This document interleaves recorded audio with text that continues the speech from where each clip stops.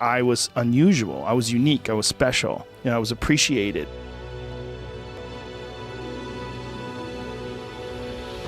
This life has a lot of beautiful things to it. There's a lot of it that's great. And I've chosen to spend more time thinking about the good things and thinking about the positive aspects of life and friends and friendship and things that I enjoy doing, like stand-up and podcasts and the UFC, and not being so tense about things. I've worked hard at it. I'm not always good at it. I have my good days and my bad days like everybody else, but I just think I've gotten wiser. At least I've tried. There's so many people in this world. There's hundreds of millions of people just in this country. Like, you don't have to be number one. You just have to be something for somebody. You just have to be entertaining. I mean, we're in the entertainment business. What genetic engineering, the problem is going to be is there's something cool about people being different, and beauty means a lot when not everyone's beautiful. Like, when you see a beautiful girl walking down the street, you're like, wow, look at her. Like, that's unusual. But if everyone's beautiful. We all catch bad breaks in life, but what is really important is maintaining a positive attitude.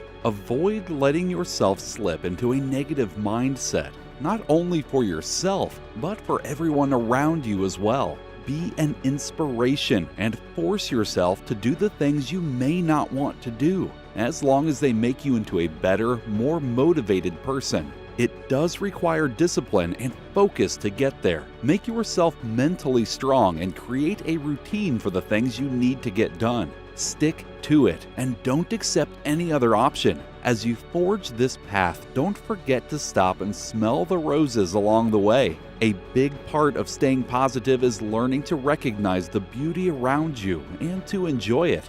Don't get too caught up in being the best. Just be something for somebody, even if that person is yourself. In order for this beauty to exist, there has to be ugliness as well. You will experience both in your life, so appreciate the good and learn to accept the bad.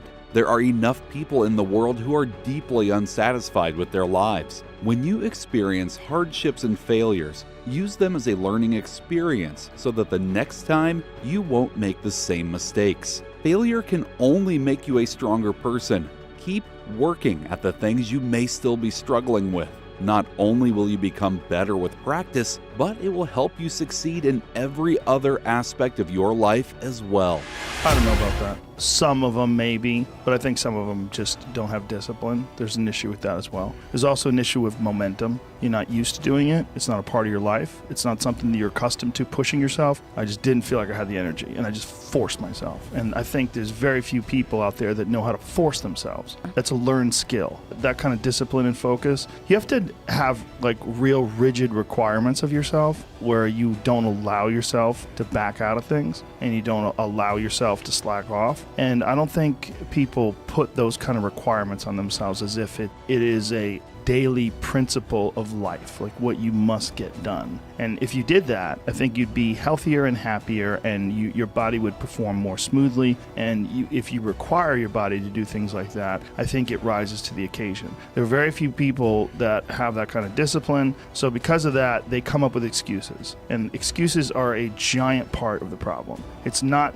simply a physical health issue. There's also mental aspects of it, and discipline's a big one. I just know way too many people who are weak mentally.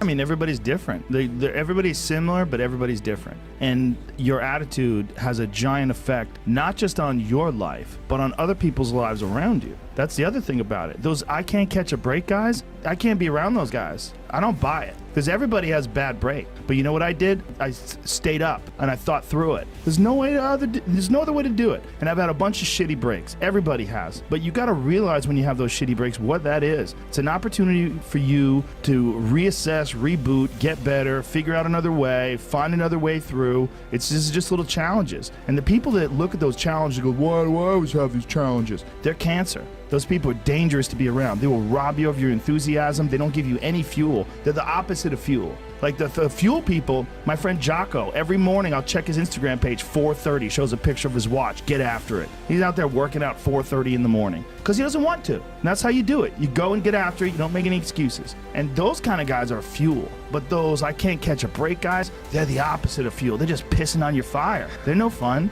think one of the reasons why these people have this deep-seated anger and resentment is there's a bunch of people out there that have these lives that are deeply unsatisfying, because I think somehow or another, through momentum and just through just things falling into place the way they are and people trying to fit their lives around the way these pieces have fallen into place, there are so many people that are working all day long doing something that is deeply unsatisfying and almost painful, soul-killing. They're stuck in traffic all day, and then they're stuck in a cubicle after that in the bathroom and look at their phone. I mean, they literally do that. That's a highlight of someone's day. They get in traffic on the way home. They get home after that, they're watching television. I think failure teaches you things that you don't learn from success. I think failure gives you an opportunity for self-examination, and also gives you a feeling that is very uncomfortable. And that very uncomfortable feeling helps you grow. That when you feel like you screw something up, like when I've had bad podcasts, my podcast has always gotten better afterwards. When I've had bad stand-up sets, I've always gotten better after that, because those bad sets motivate. They give you a perspective like, hey, and don't look at these failures as like proof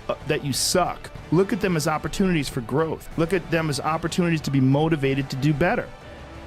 Thank you for watching. If you enjoyed this video, be sure to like, comment, share, and subscribe for more content.